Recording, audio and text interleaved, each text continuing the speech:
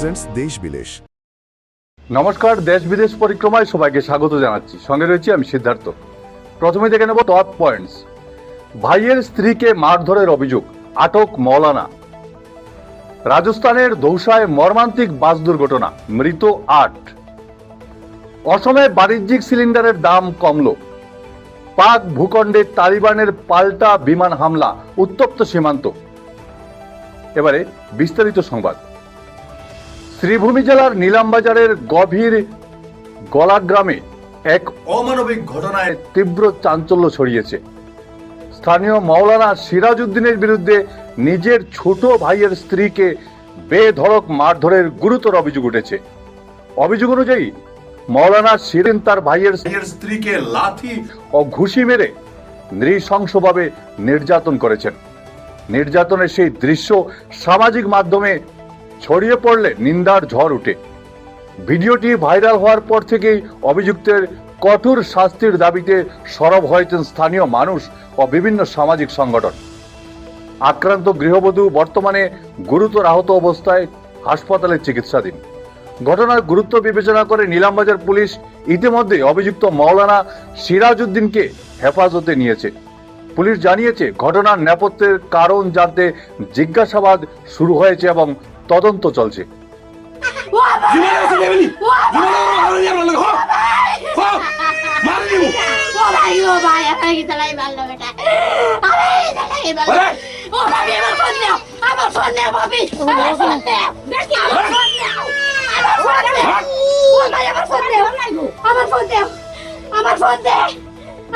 এবার একটি মর্মান্তিক দুর্ঘটনার খবর।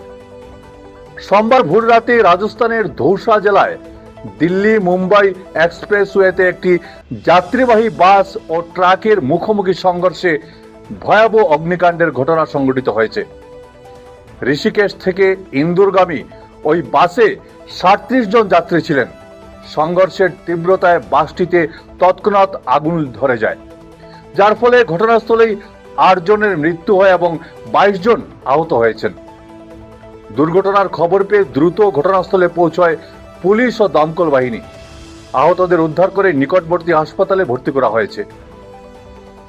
প্রাথমিকভাবে পুলিশের ধারণা, ভোর রাতে ট্রাক চালকের ঝিমুনি আসার কারণেই এই দুর্ঘটনাটি সংঘটিত হয়েছে। এই মর্মান্তিক ঘটনায় শোক প্রকাশ করেছেন রাজস্থানের প্রাক্তন মুখ্যমন্ত্রী অশোক গেহলট। বর্তমানে পুলিশ ঘটনার পূর্ণাঙ্গ তদন্ত শুরু করেছে। জুলাই মাসের শুরুতেই অসমের ব্যবসায়ীদের জন্য এলো স্বস্তির খবর।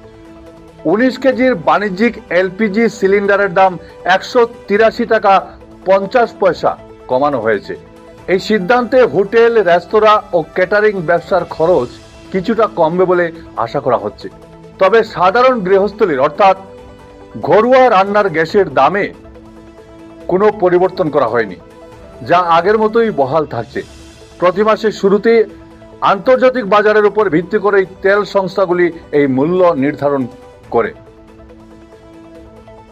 পাকিস্তানের বিমান হামলার 24 ঘন্টার মধ্যেই খাইবার পাখতুনখোয়া ও বালুচিস্তানে বড়সড় প্রত্যাঘাত করল আফগানিস্তানের তালিবান প্রশাসন। ডুরান্ড লাইন পেরিয়ে আফগান ড্রোন ও যুদ্ধ বিমানগুলি আইএস খোরাসান জঙ্গিদের গোপন আস্তানা লক্ষ্য করে বোমা বর্ষণ করেছে।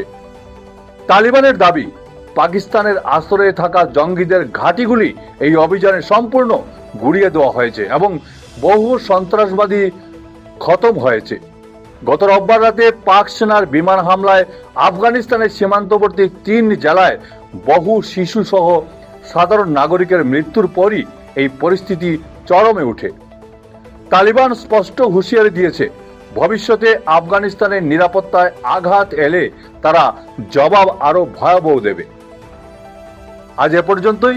প্রতিদিন বিকেলে দেখতে ভুলবেন না দেশ বিদেশ পরিক্রমা। ভালো থাকবেন, সুস্থ থাকবেন। ভিডিও সম্পাদনায় আমার সঙ্গে রয়েছেন বঙ্কিম সোনার। নমস্কার।